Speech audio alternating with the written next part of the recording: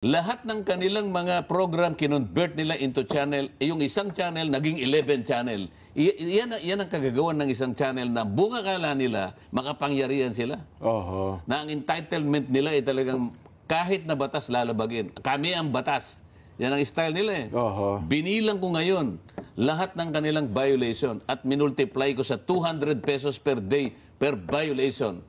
Alam mo kung magkano nakwenta ko? 1.6 trillion pesos. Wow!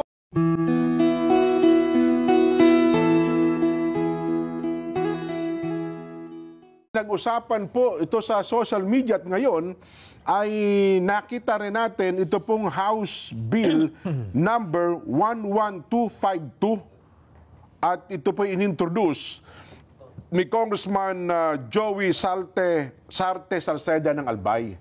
Kong. At ito ay kinakailangan namin ng inyong mga reaksyon sapagkat naging napakalaki po ng papel ninyo noon ukol sa isyong ito. Pagka ako mag-comment, di bias ako. Pero gusto na rin namin marinig, Kong, ang inyong komento ukol sa bagay na yan, Kong. Magpapaka-bias ka na rin. Opo. Dapat na lang siguro. Minsan kasi yung pagiging bias kailangan din natin. Anyway, ang titulo po ng kanyang bill, Kong, granting the ABS-CBN Corporation, formerly ABS-CBN Broadcasting Corporation, a franchise to construct, install, operate, and maintain television and radio broadcasting stations in the Philippines and for other purposes. Kong, yan po. Pabayaan mo ng titulo, basahin mo yung, maano lang naman nata, nakita ko na yan. Maikli lang yung explanatory note niya eh. Isa-isahin natin. Una. Yan. First paragraph. Opo, medyo malayo-layo ng konti, pero yan, nakikita naman, ikaw ba, Nelson? Nakikita mo? Ito, sige, ikaw si Nelson na lang. Medyo malayo yung aking... The Securities and Exchange Commission, SEC, and the Bureau of Internal Revenue, BIR, during House deliberations on the ABS-CBN franchise in the previous Congress, certified that the franchise grantee did not violate ownership restrictions. Did not violate, ha? And did not have pending tax liabilities. Mali yan. Kasi babanggay niya dapat yung kabuuan ng records ng 18 Congress. Meron kang nag-appear sa kanila dyan sa Securities and Exchange Commission tsaka yung BIR. Ngunit nung isa-isahin na namin, hindi naman naging blanket authority na wala silang liabilities. Ang totoo niyan, nung ilabas na natin yung kanilang mga eskema na ginamit, para sa ganun, maitago nila yung tunay na halaga ng buwis na dapat ibayad sa ating pamahalaan. Sapagkat gumamit sila ng, ng tax shield eh. Naalala mo yung Big Dipper? Yes po. Na kanilang ginamit. Sa mga EPSA. Para sa ganun ay maitago nila yung karampatang buwis na dapat ibayad nila sa pamahalaan. Hindi naman nila nasagot yun eh. Ang laki nun yung Big Dipper ginamit nila, unang-una ay niregister pa nila sa PESA eh. Opo. Sapagkat sa PESA kasi, yung unang 6 na taon mo, wala kang bayad sa tax. Tax holiday ka. Bali, ang babayaran, pagkatapos ng 6 na taon, ang babayaran mo lang is so much percent dun sa gross niya eh. Opo. Parang 6% lang. Hindi kagaya ng isang normal na korporasyon. Kapag nagbayad ka ng corporate income tax, 30% talaga yan. Sa mga tuwin, sa dami ng unang-una, hindi man sila karapat dapat na ma-reistro doon sapagkat hindi naman exporter yung na yun eh. Yung Big Dipper na yun. Maraming komplikasyon ito. At hindi siya nag-export. Ang ginagawa niyang nag-digitalize lamang siya ng content para mapanood sa Netflix at iba pang mga plataforma o platform sa iba't ibang mga kaparaanan. Binigyan din niyo po sa hiringan ko, natatandaan ko yan. Hindi nila nasagot yan. Sa mga tweet, ginamit nilang parang tax evasion mechanism, strategy. At kung susumahin mo nga, bilyon ang dapat na ibinayad nila. Napatunayan namin lahat ito. Pagkatapos sinasabi nitong Securities and Exchange Commission na wala namang problema sa sa citizenship. Did not violate ownership restrictions, Kong. Yun daw ang sabi. Bakit? Hindi naman siya nung puntahan namin sa securities, nung ipa-explica namin sa kanila, nung pagtatanungin na namin sila sa yung tinatawag na Philippine Depositary Receipts, napalitaw ko doon na mali. Itinago nila talaga. Sabi nila kasi ang bumoboto ay yung ABS-CBN mother company. Itinago nila yon. Nung sabihin ko sa kanila, alam mo ka ako, yung control hindi lamang sa pagboto. Miski yung hindi pagboto, control pa rin yan. Walang isip-isip 34 na truck na abogado ang abogado nila ron. Tama po. Ito ay pinag-usapan, ito halos isang buwan yata ang pinagtalunan. Pagkatapos sa magitan ng isang maiksing pagpapaliwanag ni Congressman Joey Salceda, sasabihin niya na walang nilabag. Napakababaw na pangangatwiran naman ito. Sana imbitahan mo si Joey Salceda tumupo siya dito sa tabi ko. Ganun po. Para sa ganun ay mapag-usapan nating mabuti. Hindi biro-biro ito. Huwag niya sasabihin na walang paglabag ang ABS-CBN. Yun lamang lupa na kinatatayuan nila ngayon. Naku, isa pa po yan. Hindi nga naungkat na yun sapagkat wala, nagsara na ang Congress nun eh. Kung may panahon lamang ako nun. Talagang pati yung National Housing Authority, hinahanap ko yung titulo niyan eh. Paano magkakaroon ka ako ng ano yan? Paano makapagtatayo sila ng opisina dyan, ng headquarters? Doon sa main office nila ngayon. Yung lugar na yan ay pag-aari nung tinatawag natin Philippine Home Housing Corporation, PHHC. Ito yung forerunner ng National Housing Authority. Yan ay subdivision. Ang may-ari niyan, PHHC. Paano ngayon mabibili nila? Ngayon, ang gusto kong itanong sa may-ari ng ABS-CBN, mabuti na lang, sabi ko nga sa'yo, bias na ako eh. Nakikita mo sumusulak na naman ang dugo ko eh. Hindi po ko pinanood naman kinalkal mo yung masakit sa akin eh. Pagka ganyan talagang makikipagsuntukan ako dyan eh. Tuloy niyo, Kong. Isipin mo hanapin mo yung deed of sale. Ayaw nilang ipakita. Yung bang deed of sale, hindi mo gagamitin pagkatapos para ma-transfer sa iyo ang pangalan mula do sa naunang may-ari para ma-transfer mo sa sarili mo, hindi mo kakailanganin yung deed of sale. Kailangan 'yon. O ba tayo nilang ilitaw ang deed of sale? Maliban na ikaw original na may-ari nun ko. Hindi, ang tanong ko, ba't ayaw nilang ilitaw? Dahil merong problema yung deed of sale na yun, kaya ayaw nilang ilitaw. Ngayon pa lang sasabihin ko na. Yung may-ari nun, PHHC. Gobyerno. Korporasyon yun. Dapat meron silang resolution na binebenta nila sa ABS-CBN, doon sa Lopez, yung naunang Lopez. Ang pumirma lang yung presidente. Walang board. Resolution. Invalid yun. Kung questioning ko yun eh. Pinuntahan ko nga yung mga tinatago nila yung mga titulo. Pagka ako pupunta rin, nagsisipagtago lahat ang mga usap ko eh. Hanggang ngayon. Nako. Pagkatapos sasabihin niya na walang paglabag? Yun daw po sinasabi ng SEC sa magpapatunay ba sa paano yung issue ng national yung citizenship ni Gaby Lopez? Amerikano si Gaby Lopez, pinatunayan niya mismo yun. Ang pinangangatwiranan niya lang, Amerikano ako pero Pilipino ako. Paano ako naging Pilipino? Sapagkat ang aking ama ay Pilipino. Ang binabanggit niyang doktrina yung jus sanguinis. Yung by blood. Yung Amerika kasi ay jus soli. So napanganak siya sa Amerika, so ang nag-operate na doktrina jus sanguinis. Jus soli. Kaya American citizen, napanganak sa Boston, 1963. No, 1952 yata. Kasi yung tanda ni Nelson. Boston, Massachusetts. Bakit hindi mo inirehistro yung iyong birth sa Amerika? Palagay mo, ikaw kasi bata ka pa, so kapapanganak mo lang, hindi ko naman inihingi sa ikaw magrehistro ng iyong pagkapanganak. Pero yung tatay mo, yung nanay mo, ba't hindi ka nirehistro sa pinakamalapit na konsulada? Hindi niya masagot. Palagay mo na, nung ikaw ay magkaisip, na nag-aaral ka na, alam mong Pilipino ka, bakit hindi ka nirehistro? Kahit na late registration, pwede naman. Pwede naman, Nakuha mo lang, naisip mo lang na gumawa siya ng paraan na ma-recognize siya sa Filipino citizen, mahigit na 4 na taon nang nakakaraan. Bakit? 40 taon mahigit. So sa mga tweet, parang parang belated afterthought mo lang yan. Parang, siguro magagamit mo lang na convenience dahil paruot parito ka rin dito sa Pilipinas. Tama po. Pero kahit kailan, hindi mo ni-renounce ang iyong citizenship. So pinangangatwiran niya, kahit na Amerikano ako, Pilipino naman ako. Paano ka nga naging Pilipino? Dahil ang tatay niya ay Pilipino. Ngunit sabi ko, walang naipakita ang tatay mo ha? Na nung ikaw ay napanganak, nung ikaw ay mapanganak, kasi ang applicable na Constitution, 1935 Constitution, Opo. dapat yung ama mo Pilipino. Okay. Dapat sana nung napanganak ka, pinakita mo na yung tatay mo Pilipino pa rin.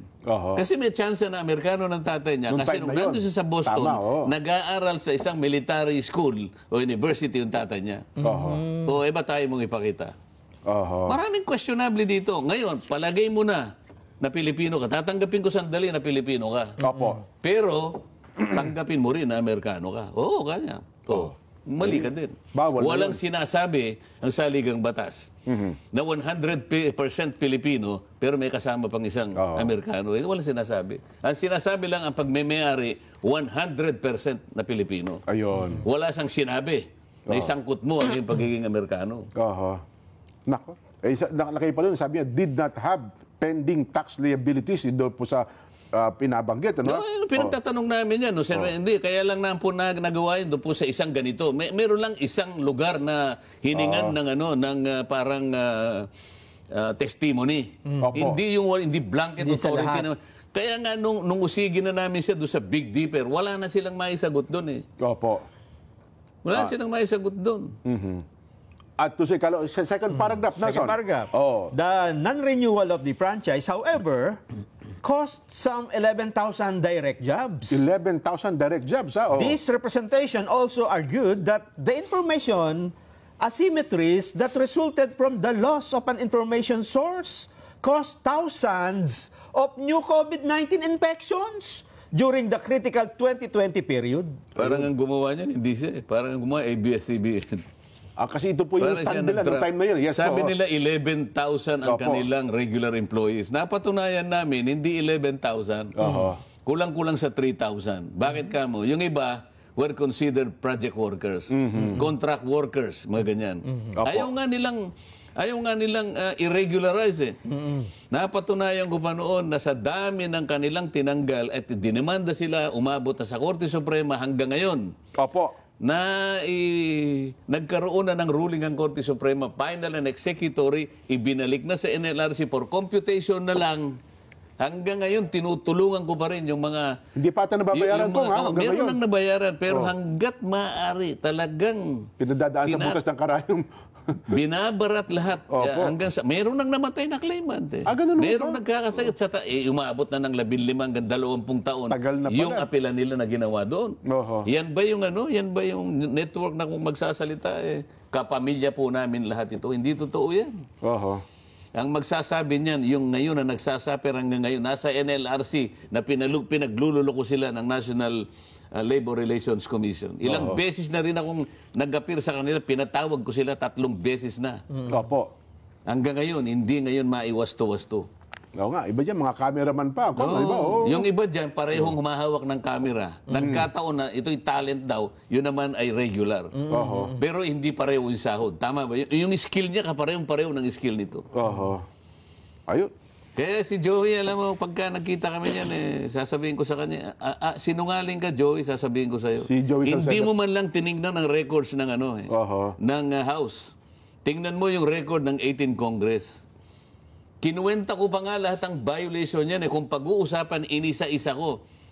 Sapagkat doon sa ating Public Service Act, ang isang utility na nagkaroon ng paglabag, merong penalty na 200 pesos per day per violation. Ganun mo pala, 200 pesos per day. Kinuwenta ko halimbawa. Ilang taon na ho nakalipas. Ito halimbawa lang. Isa sa mga violation niya,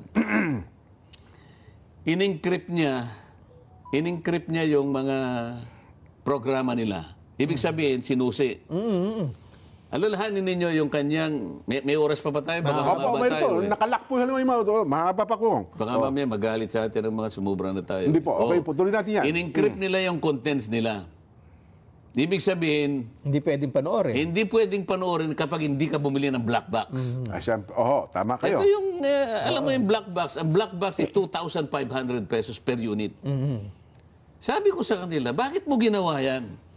Yung prangkisa na pinirmahan mo na ginrant sa'yo ng Estado, free to air. Ibig sabihin, mag-broadcast ka libre. Libre naman kanya. Ba't mo Nilibre mo kasi nagbenta ka ng 2,500. Oho. Bumili ka ng black box sa raw na hindi galing sa kanila, hindi mo papanood kahit may black box ka. Kasi dapat black box ng ABS-CBN. Tama po. So ilang milyon yung inano niya? Ilang milyon yung kanyang ibinenta? 2,500 bawat isa. Ilang milyong pamilya ang binentahan. Inisa-isa ko ng 200 yan. Pagkatapos yung mag-migrate sila from analog to digital. Opo. Sinabi ng NTC sa kanila, okay, bibigyan kayo namin ng 3 months to migrate from analog to digital. Pagkatapos nito, lahat ng equipment na ginamit nyo, pinahiram nila yung Channel 43. No? Opo. Oh. Dito nyo gamitin para sa ganun makalipat kayo doon. Pagkatapos ng 3 buwan, lahat ng equipment na yan, i-re-export ninyo. Yun ang usapan eh. Pero 3 buwan Opo. ang testing period. Okay. Demonstration period ang tawag dyan. Ilang taon na ito na alam ko pa eh. Opo. Yung iba na yung mga detalye nakakalimot. Pero yung iba, pagkatapos sabi niya ganan, ibenta mo, export. Hindi nila na-export. Binilang ko uli yung mga yan. Opo. Sabi niya 3 months lang. Alam mo kung kailan tumagal yon? Hindi 4 months, 4 na taon at 3 buwan. Kinuwenta ko na naman yan. Opo. Ano sabi ng NTC? Kasi sumulat sila. Mr. NTC, pwede po ba kami magpalabas ng yung boxing po ng Pilipino tsaka Mexicans? Opo, Manny Pacquiao yata yun. Ayan. Opo. Sabi na hindi pwede. Wala pa kayong yung tinatawag na CAS, yung Pay-per-view. yung pay-per-view, wala pa tayong regulasyon. Babayad, Alam mo yung problema kasi, sabing ganon, mabilis ang technology. mabagal. Hindi tayo makasunod yung regulatory, kasi regulatory ang NTC, ang bilis-bilis ng technology. Ang bagal ninyo eh, ganon ang ano nila. Sinisi. Ang bagal ninyo eh. Hindi kayo makaabot sa amin. Hanggang sa dumating yung Pacquiao fight. Sayang nga yung chance, parang gano'n po. At saka yung negro, si... Kawili, ng pangalan kalaban ni Pacquiao. Si Mayweather. Ayan. Opo. Sinabi ng ganito, huwag kayong magpapaano. Huwag kayong talagang... wala pa siya yung... Ano na ba si CIS? Nakalimutan ko. Sumulat sila kunwari ng April 30. Opo. O April 1. Ang laban ng Mayweather at saka ng Manny Pacquiao parang May 15 or something. Nakalimutan ko na. Ito naman kasing kabagalan ng NTC, hindi kaagad nasagot. Okay. Ngayon, nakapagbenta na sila nung fight na yun. Million na yun. Ang sinabi na nga, hindi kayo pwede. Nung sumagot, 1 linggo na lang maglalaban na. Ang sabi ng ABS-CBN, hindi na po namin pwedeng i-atras ito. Nasingil na po namin sa ganito yung ganito. Nakapagbayad na po. Ba't hindi nyo ibalik na lang, hindi ba? Opo. Sa kasakiman nila, balik bayad. Ay, hindi po kanya. Nilabag nila. Walang tuntunin. Pinilit nila yan. Kaya nung sinuma ko lahat ang mga bahagi nito na isa lang ang channel nila. Lahat ng kanilang mga program kinonvert nila into channel. Yung isang channel naging 11 channel. Yan ang kagagawan ng isang channel na bunga kala nila makapangyarihan sila. Na ang entitlement nila ay talagang kahit na batas lalabagin. Kami ang batas. Yan ang style nila eh. Binilang ko ngayon lahat ng kanilang violation at minultiply ko sa 200 pesos per day per violation. Alam mo kung magkano nakwenta ko? 1.6 trillion pesos. Wow, laking pera. Pagkatapos sasabihin ni Joey Salceda na kumakandidato ng gobernador ng Albay. Nako, Sana narinig po ninyo sa mga mamamayan ng Albay. Hanggang doon na lang. Bahala na po kayo.